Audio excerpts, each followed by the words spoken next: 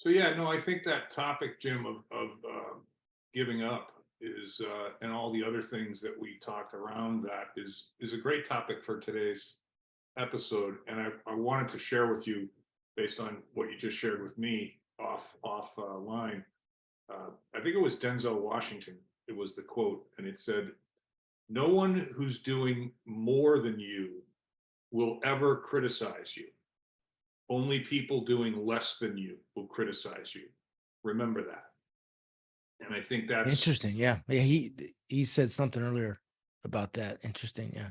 yeah, yeah. So yeah, so I mean, I think the idea of, we've talked about a lot of different things in previous episodes where we try to stay on topic as much as we can with one main topic, and then it's interesting how challenging it is not to get off on tangents. But again, the thread is, I really, the more we talk about the name of our podcast, the Imperfect Men's Club, the more I like the name of our podcast. Yeah. And I think part of that, at least, is that there's some humility in that, and Mhm. recognizing that we all are imperfect, and an Mhm. aspiration of perfection is a fool's errand. It's just never Mhm. going to happen. And Yeah.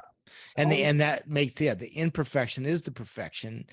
And if you're not out there making mistakes, then you're not making progress. And I think that often, this is what I appreciate with what the topic you described it as quitting. And I think we all quit. And if we don't quit, we think about quitting. It depends at what stage and what are you quitting on? You're quitting on yourself, you're quitting on a relationship.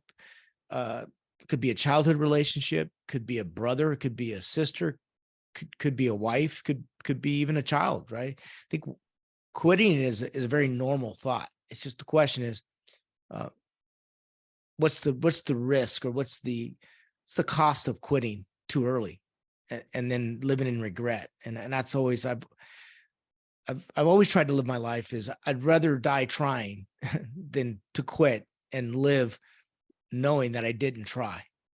yeah, And that's I have to say that's at times very painful because you have to live with those failures, and it's hard to shake those off. A good win will cover that up, but if you don't get a win right away, it can be a long winter, right? I think regret is human nature. I think Mhm.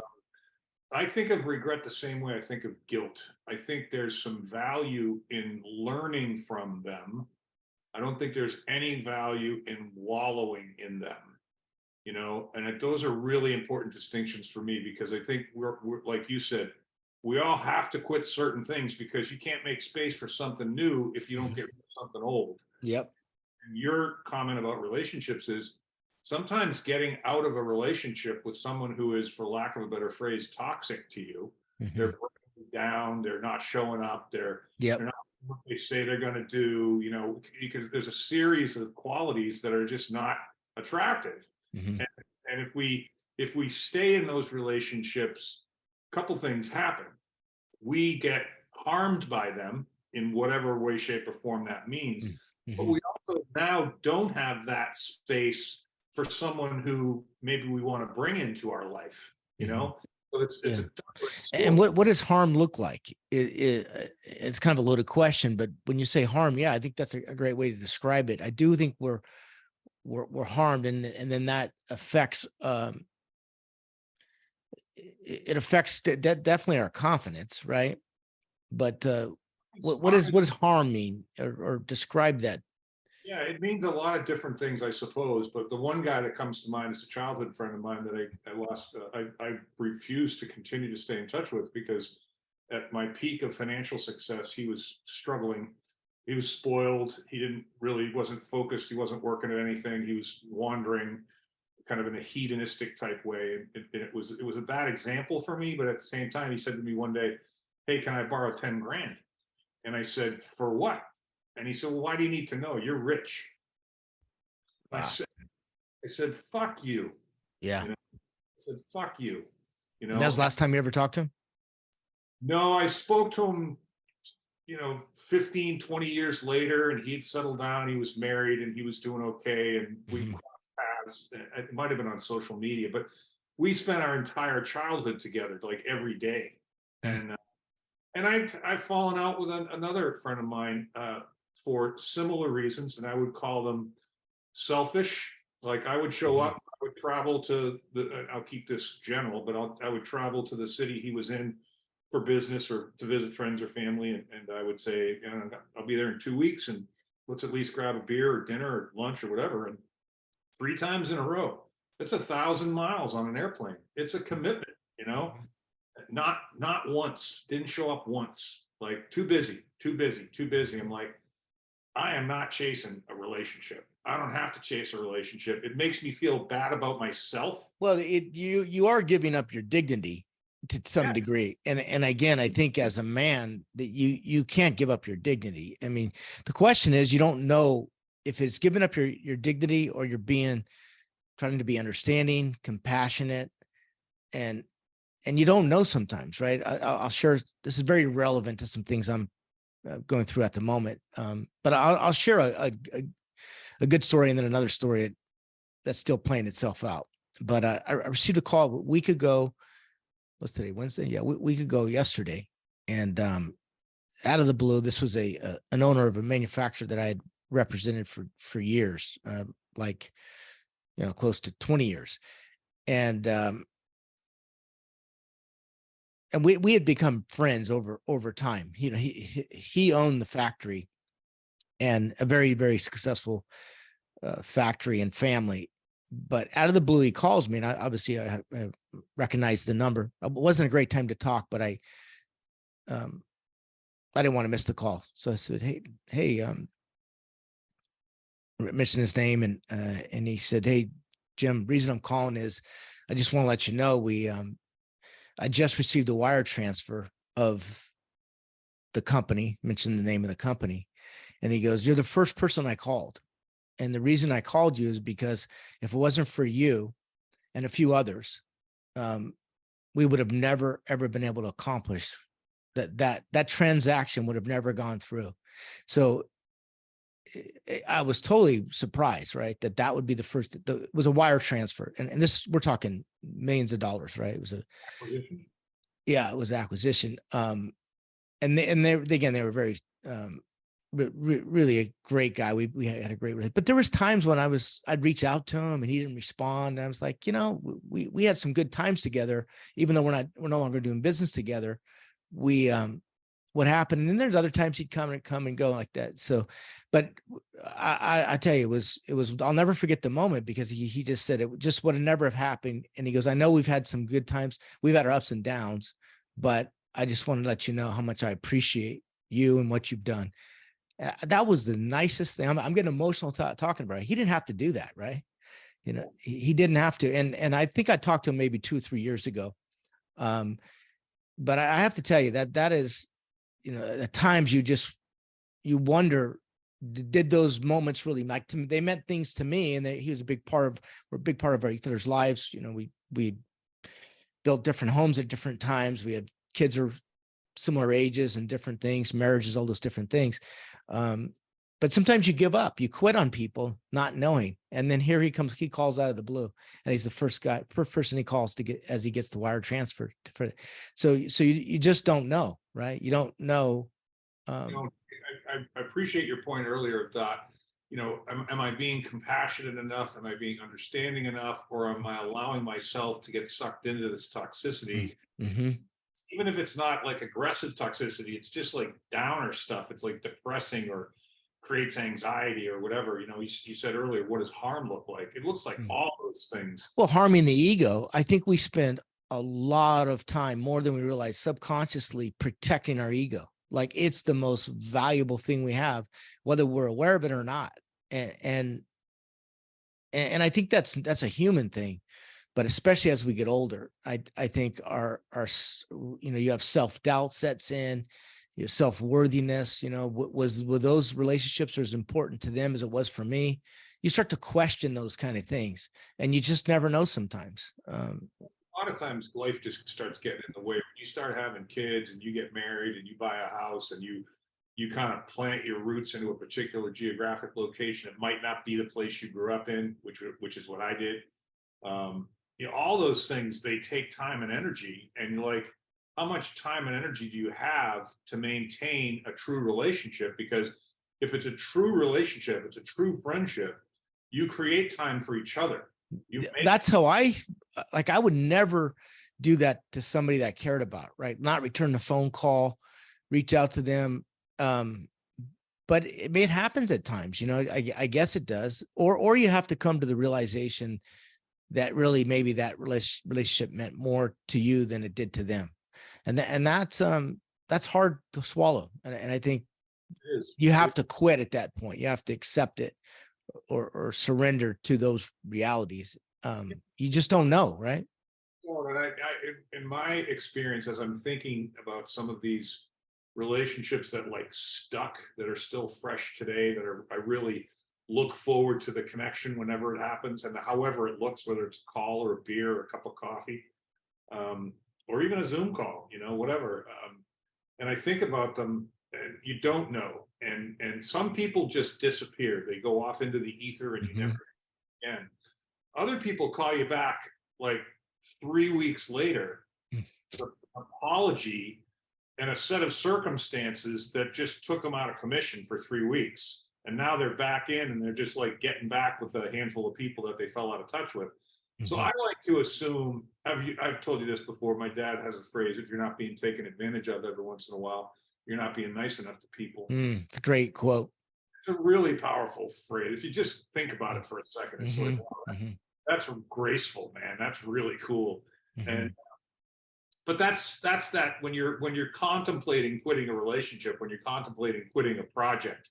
You and I talked about the sunk costs, and man, I took so much money into this, I can't leave it. But I gotta let it go. I gotta let it go. It's like, doesn't matter if it's $5 or $50,000. It's just like those things are happening all the time. And I think that's why I like our foundation, our framework, which is that whole self-awareness thing.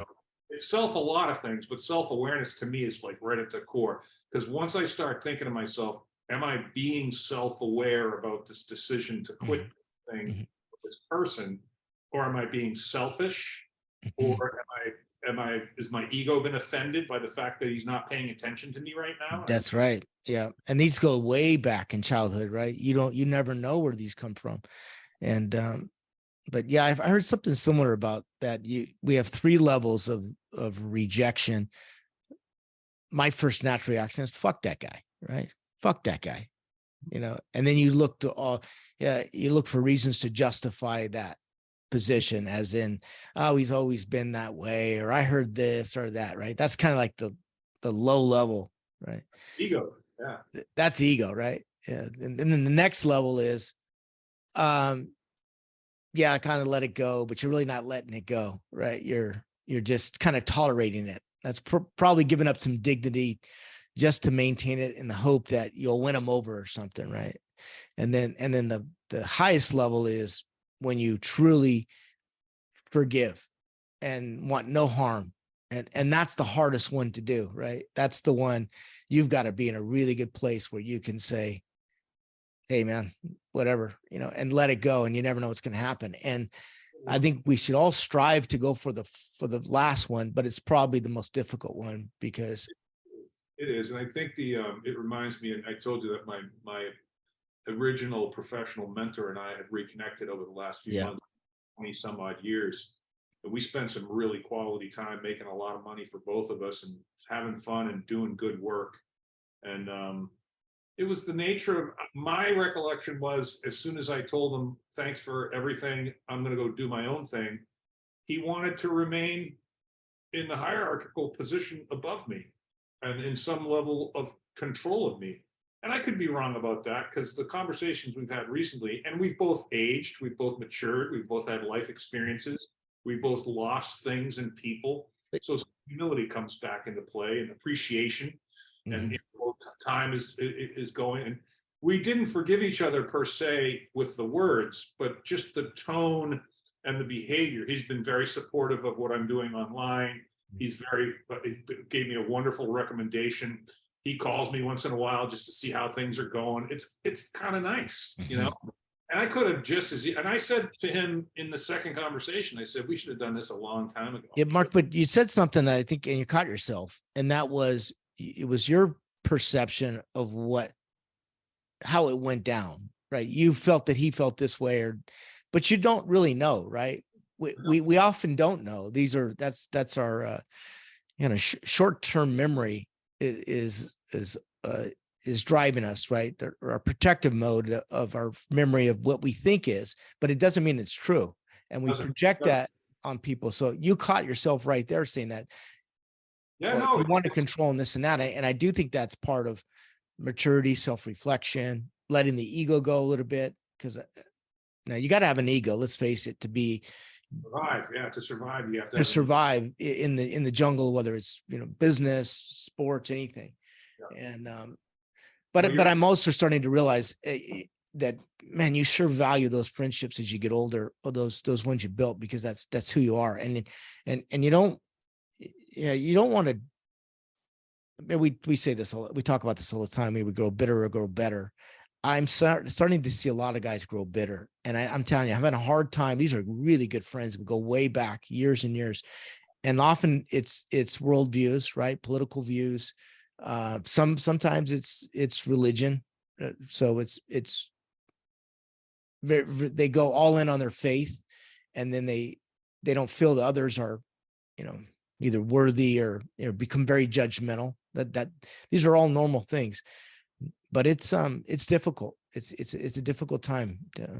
I see, Jim, that really bothers me a lot, and I'm unclear as to what to do about it, if anything, is how many of my colleagues or friends have given up on their own health, and Yeah. really, Joyce, it's not necessarily bitter, but it's like I'm done living the best, healthiest life that I can live, and I'm just gonna fade. I'm gonna get fat. I'm gonna buy new clothes. Stop doing certain things because I'm all sweaty and fat and uncomfortable, and I'm taking myself out of life, and I'm going to plug into this familiar, it might be a nice little home, it might be a nice little relationship, you get the food that you want in the fridge. But that's a version of quitting on their health, their physical health, their mental health, their spiritual development. Yeah, that's the other, because as soon as you let your physical health go, your mental health is not far behind. Right. Joy that you still get by exercising and moving around and walking in the sun, or even getting on I couldn't live without that. Yeah. Quitting on your marriage, even though you're still married, right? I think a lot of that happens more often probably than not, especially if you've been married for 30, 40 years. Yeah. I know a number of people in sexless relationships, and I don't think that's good for anybody. No. A topic for another time. And no time, maybe to be, the frequency of that may vary as time goes on. But like you said, if you're not intimate, then that's a sign. And how about quitting on siblings, quitting on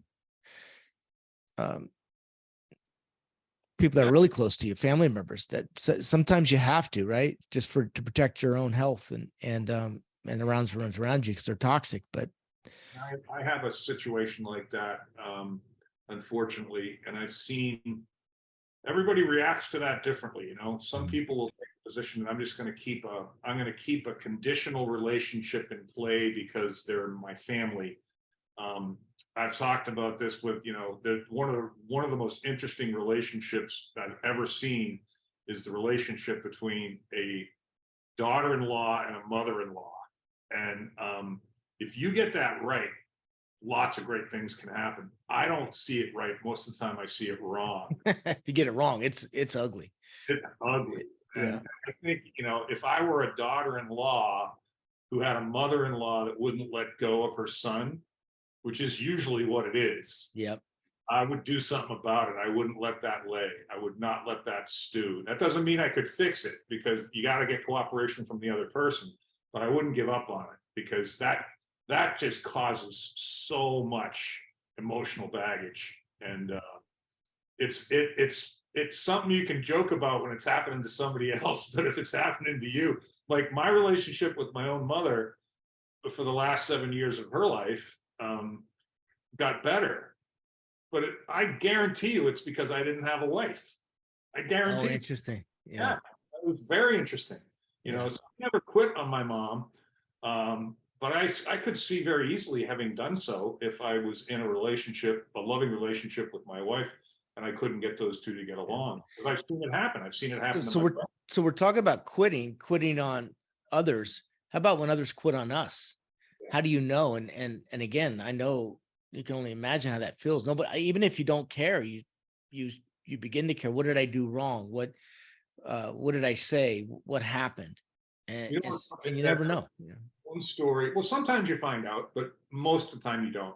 Um, most of the time, yeah. the one I alluded to earlier, which was, I'll keep it general as well, the 3 trips to 1,000 miles away and couldn't get time for a cup of fucking coffee.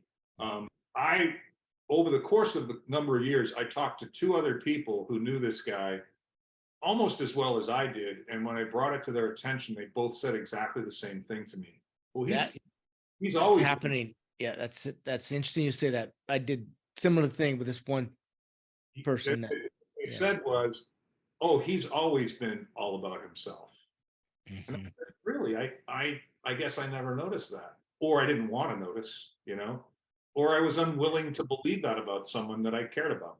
Yeah, yeah, yeah. Again, I'll try to, as you're doing, to be as discreet as I possibly can about who this person is. But to add to what you're saying, this particular one, we go way, way back. Relationship with his strong, strong relationship with his father, his brothers, everybody, and then for the first time, I started, hey, have you talked to recently, and this and this and that, and then like I said, it started kind of weaving the pieces together, and then also the history. And that was kind of sobering too, like and it really kind of went down like this.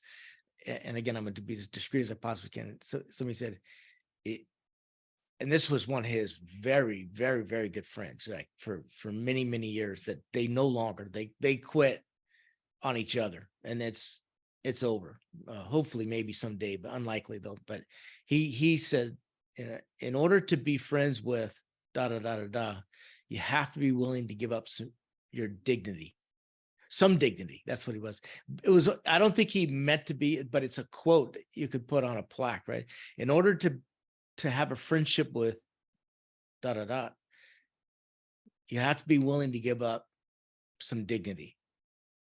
And that, I don't know why that hangs on that, right? That quote. And then you start realizing, oh shit, that he's right. I maybe I am giving up my dignity.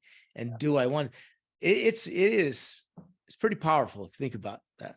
It is, and there's so many interesting crevices and areas and little caves to fall into and stuff. And Yeah. yeah, you really have. I think, to me, as we're talking about it, Jim, and to me, it's just like, okay, every once in a while I do this little self-awareness thing, and Yeah. when I say every once in a while, I mean like daily. Like, am I aware of what I'm doing, how I'm doing it, with whom I'm doing it? Am I being kind enough, nice enough? Am I playing with enough humility and gratitude during the course of the day?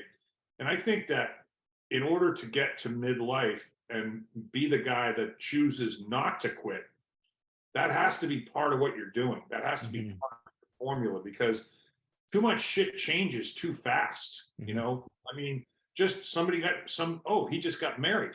Oh, they just had their 3rd kid. Oh, they just moved. I mean, Yeah, or he's going through some really difficult times. He has a marriage problem, or he has a money problem, a career problem. You don't really know, and you don't want to quit on him when he's at that stage and he's down. And another friend, again, just coincidentally, I told you to visit him.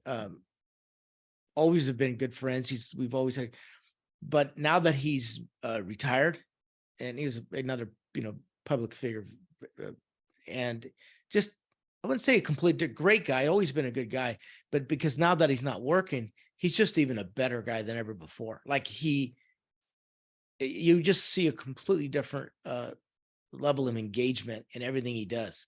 So I don't believe people change that much, but the circumstances clearly can have an impact on either the anxiety or the pressure that they're going through. And And I do think if you care about somebody, you want to give them that time and that space, to come out of that. So, yeah. What I heard you just say is that he was presented with a lot of available time. That was even yesterday, the calendar was full, and now it's not. And Mhm. now he's faced with a choice as to Yeah. how to use that time. Yeah. He chose to use it wisely. That's what I heard. Oh, and not only is he content and happy, he, like I said, he's engaging, he's interesting, and he's got a sense of humor that he has time to share. This goes back to our last podcast, right? You can always judge people by the questions they ask, but more importantly, how much time um, they Yeah. give you to listen to the answer. And I think that, we talk about our work, and both of us are, embedded in different things and working on different things and evolving. And really, at the core of it, I feel and hear and see this idea of service. And I think that, mhm, mhm. if you can choose to be of service when you are confronted in midlife with that choice of, okay, just the clock just started ticking on the second half here. The kids are all gone. Uh, I'm going to readdress my relationship with my wife or my girlfriend or whatever. And, I've got choices I need to consider right now. I think the work that both of us do is centered around how can I help people through some of these tough decisions.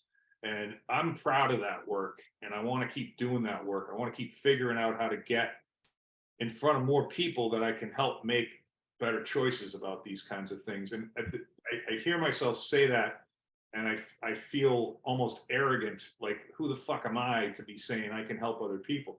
Well, we all can help other people. And when you're trying to help somebody with a choice about whether to quit on life or not quit on life, it's a pretty, you got to be careful how you tread in there. It's like telling somebody they're fat, hey, you're fat, go Yeah. stop.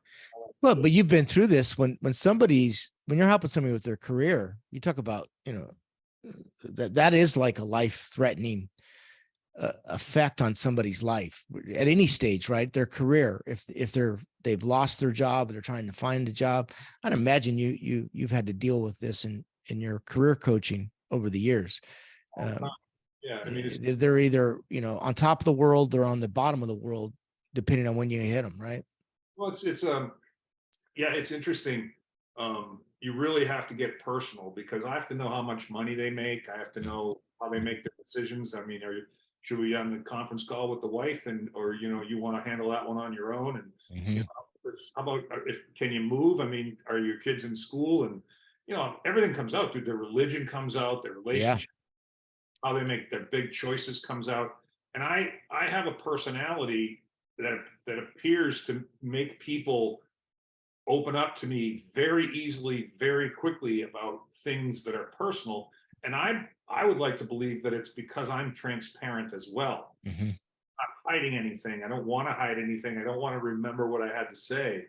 But you're right. I mean, career change it's in the top 5. It's in the top 3. It's like God, family, Yeah. career, home. Oh, hey, for some, you could say career, God, family on the other direction, right? It just depends.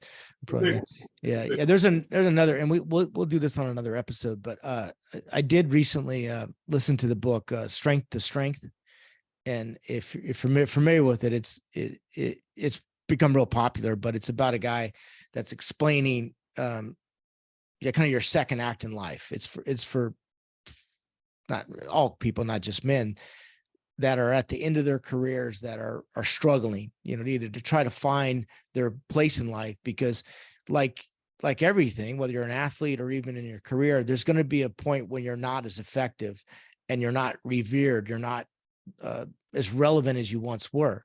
And so he talks about that, as going from, a high level position where you have a lot of people reporting to you and then that decline. But then he also talks about the wisdom and other things you can do in life to share. And that's very relevant to what you and I are doing on this podcast, and what we're doing personally and professionally as well. Yeah, and I got to bring my dad into that discussion too. He's just been such a good example to me of, all I've seen him make so many choices and I've never seen him give up on anything, Hmm. you know. And it's just like, that's right in front of me. That's my That's a example. great model or a role model. So yeah. So fortunate and grateful and appreciative of that. And Yeah. I said it to somebody the other day. It might have been you, but this is kind of a funny aside about, you know, the what you get from your parents or you don't get from your parents. And my younger brother said it to me a few years ago. He's like, doesn't it piss you off that every fucking thing dad ever said was right? Yeah. Yeah. Interesting you say that, because another thing I'm starting to realize, the relationship with your siblings too. I think, like, another call is out of the blue. My sister called me, and she said, "Hey, she said, hey, Jimmy, I was just calling, just, you know," she doesn't call very often, not because there's anything wrong, but I was kind of surprised. And she said, uh, her husband said he was, they have a grandson, and they were signing him up for football. So he said, "Hey, do you know, Jim Gurley?" And he goes, "Oh yeah." Da, da. So apparently she, that she realized how much I was involved in building that youth program and all the facilities and all the stuff that I've been doing the last 15 years. And then I guess she talked to my other sister just the same day about a project, an AI project that we're doing. And she said something. She just kind of out of the blue, just to say, "I want to tell you how proud I am of you. And I didn't realize all these things that you're doing." And yeah, so again, it's validation. That's not her. It's not in, it's not in our style of family, right? About calling each other that. But it's kind of cool as we get older, if you can reconnect with your siblings and your brothers in different ways, because they're also in different places.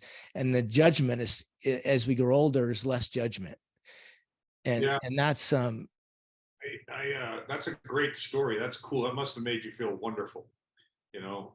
I unfortunately have kind of fallen out with my sister, and I think about why, and she might disagree with the why, but she just made some choices in life to do some things and believe some things that precluded her from being able to be open to the way I see the world or the way I act in the world. And so I just made a decision that I wasn't gonna have a conditional relationship. I was gonna have a good relationship, or I was gonna have an arm's length relationship. And that's been unfortunate for me, but I'm okay with it, you know. And because in my estimation, she made some choices about who to be with, what to believe in, who to like and who to not like politically.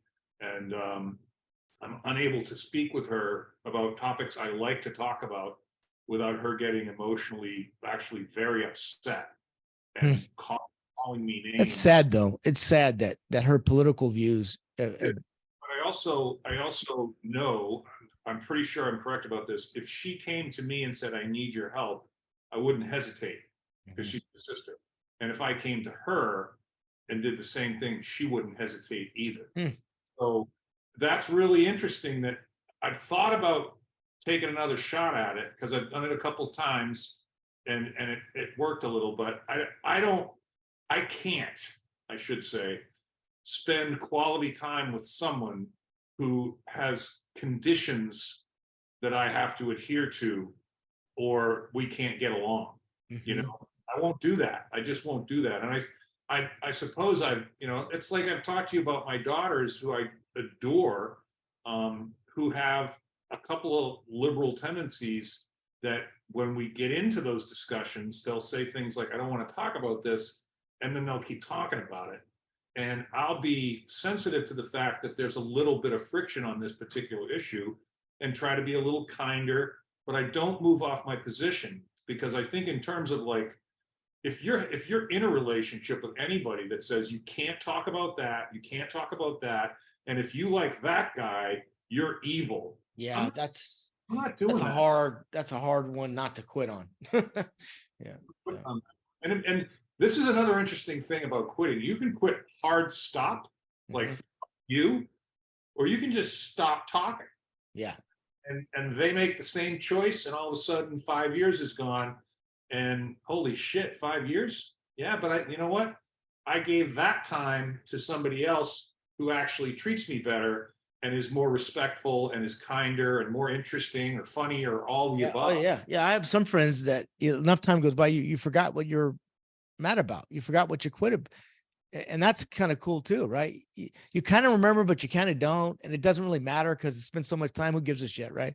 So, Well, that's another good example of not completely quitting. Like, if you go into that relationship that you just described and both of you go in well-intentioned without making presumptions or assumptions and saying, I'm going to give this person the benefit of the doubt just for a little sec. And the other person comes in with the same love, well, everything's forgotten, like immediately. what a great way to wrap it up, though. I think you're right. It's if the intentions are right, then it's all good. It all works out. But if the intentions were never right or they never became right, then yeah, you have to quit and make room for people that value that more. And what's wrong with that, right? Nobody likes to lose or quit, but we only have so much time on the planet, so you might as well be selective of who you're going to spend it with. Yeah, no, my brother says that to me periodically, and he makes a conservative and liberal distinction, but he's like, people that are way over there, I'm not spending any more time with them because I don't enjoy it. We don't really get anything accomplished. There's always some level of animosity, and it's unreasonable. It's just not. Why would I go to that party, or why would I spend time? Just because we used to get together for lunch every second Thursday. Now that all this other stuff has evolved, that now has become a waste of my time. Yeah. It's a use of my time. He doesn't say it as kindly as I just did, but Yeah. so you said the last time, fuck that guy. Yeah, exactly. So, Well, it's time to put this episode, Jim. That was yeah, that fun. was good. I'm glad we got it in. I think it's a good one. All right. Talk to you next week. Thanks, Mark. Good, dude. Bye. Peace.